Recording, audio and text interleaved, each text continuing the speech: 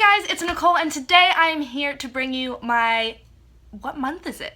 My June wrap-up. I read 3 books this month, but instead of one book that I said I was going to read, I actually switched it for a different book because I wasn't in the mood for it and I didn't want to taint a potentially awesome book with me having the wrong mood going into it.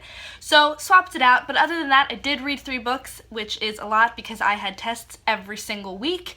So let's get into the wrap-up. So the first book I read this month was Wink, Poppy, Midnite by April Genevieve Tucholk. It's basically a YA mystery psychological thriller, and I've talked about it in a bunch of my videos, but it's about 2 girls, Wink and Poppy, and a boy named Midnite, and during their summer break, something happens, and we know that someone is lying, someone's telling the truth, and it's just a matter of, like, what happened? Overall, I did enjoy the story, but the more I think about it, the more I realize, wow, it really wasn't as good as my expectations were hoping it would be. I thought the writing was interesting and different because it's told by every character's point of view, so you get to see the entire picture when it comes to this mystery rather than just hearing it from one point of view, one person. But with that being said, you go into the story knowing that you're not supposed to trust anyone, so it kind of takes away from the ooh-ah moment, and I think that's why that was a bit of a downfall. And I actually only noticed that because I was watching a review on this book by Trina from Between Chapters. I'll link it down below. She has really good points about this book that I didn't catch before, and the writing style is a little different, which is good because it's different, but also it's a little weird and kind of childish, if you would. If you're looking for a short, quick read that to just kind of put in between like different series you're reading, this is a good book. But other than that, I'm not quite sure it has such amazing, outstanding qualities. And I was a little disappointed because 1, it has a beautiful cover, and 2, I heard that April Genevieve Tucholk's writing is actually really powerful and engaging. So it is good, but it's not great. I think I gave this a 3.5 stars.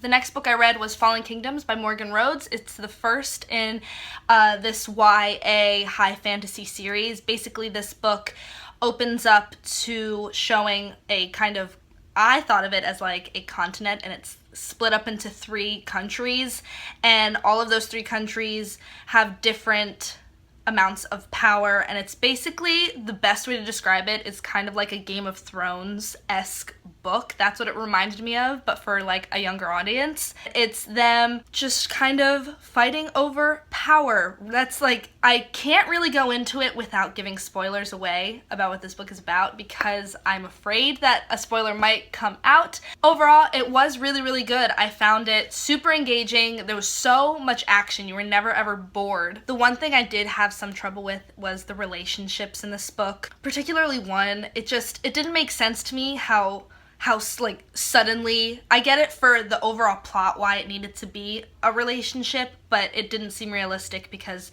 they were in love with each other 2 days after meeting each other. I don't know. I never like those like instantaneous love. It doesn't seem realistic to me. I don't know.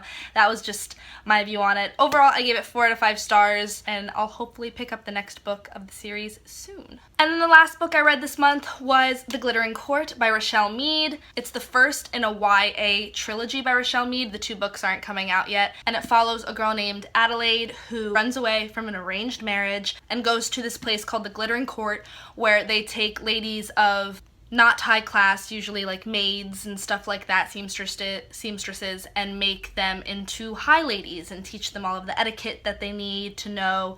And once they learn all of that and graduate, they are shipped off to what is known as the New World, and they are sold to wealthy men to be high ladies of the New World. Overall, I did give it a 4 out of 5 stars. I thought it was really cool. However, I think there were a few elements of the book that I wish were done a little bit differently. The pacing of this book seems very pick and choosy. Like, you can tell the moments she wanted to sink her teeth in and just like flesh it out so you couldn't flesh it out anymore. And then there were other parts where it's like, whoa, how is it going this fast? We like just got here. For example, actually Emma Books, who I read a review of this book. I completely agreed with her, and her statement of, like, this isn't a spoilery statement, but like in the first 100 pages of the book, the main character Adelaide goes from one country to another country, stays there for a year, gets on a boat, goes to a different country, and it's just like, those 100 pages were a year?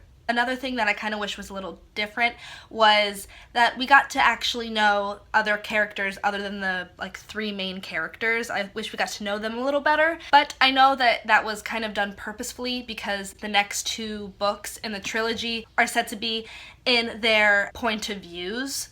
So it's like the same story but their point of views. It is a good book. I do recommend reading it. However, I just don't know if I'm going to want to read the same story in a different point of view. So yeah, those are the books I read this month. Let me know down below what you read this past month. I'm always curious. Give me a big thumbs up if you like this video, subscribe down below, and I'll be back with another video soon. Bye!